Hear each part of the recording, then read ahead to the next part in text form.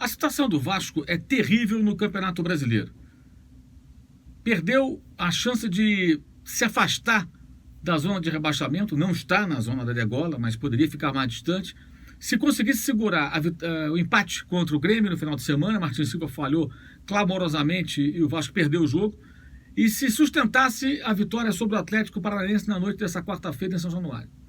Pois é, o Vasco tomou um gol no Sul, tomou um gol no final também no Rio de Janeiro e com isso 3 pontos valiosíssimos evaporaram. Escorreram entre os dedos vascaínos. O time tem 39 pontos. Jogos contra Corinthians e São Paulo.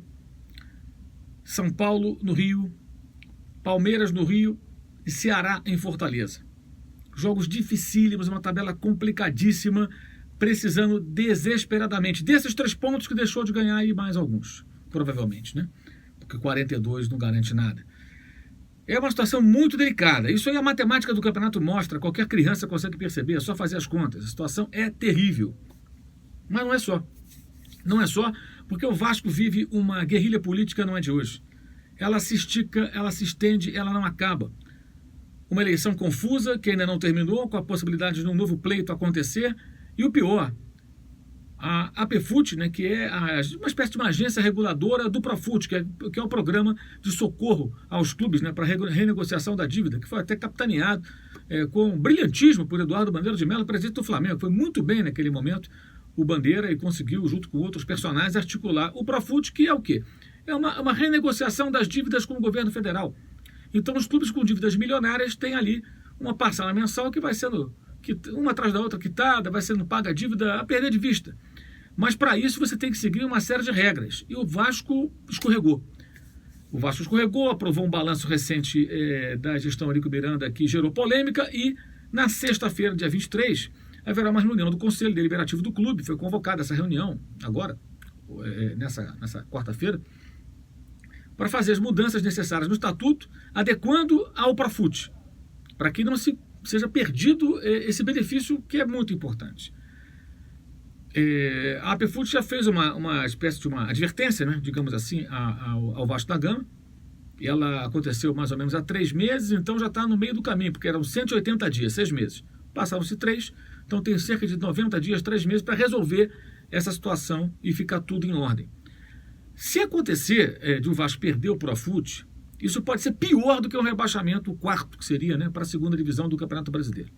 Porque traria consequências terríveis para um clube cujas finanças já estão em frangalhos. O Vasco não tem receita, o Vasco não tem dinheiro para honrar seus compromissos, isso é assumido pelo próprio presidente Alexandre Campelo.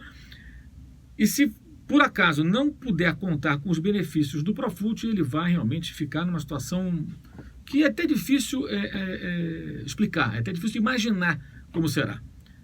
É um momento muito delicado no Vasco da Gama, e se nós fôssemos um país mais evoluído, uma nação mais madura, se as rivalidades elas convivessem também com o mínimo de solidariedade e entendimento, e claro também hombridade, correção, honestidade por parte de todos os envolvidos, seria até o caso de um socorro dos grandes clubes ao Vasco da Gama. Mas aqui nós vivemos um cenário de confrontos, de provocações, de intolerância, e também, né, de escorregadas, né, porque o Vasco está errando, ele está procurando esse buraco, ele está procurando esse problema.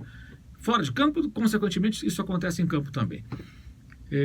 Não vai ter socorro de clube nenhum, com toda certeza, isso dificilmente acontecerá. Vai ter que se virar sozinho o Vasco, e precisa correr contra o tempo.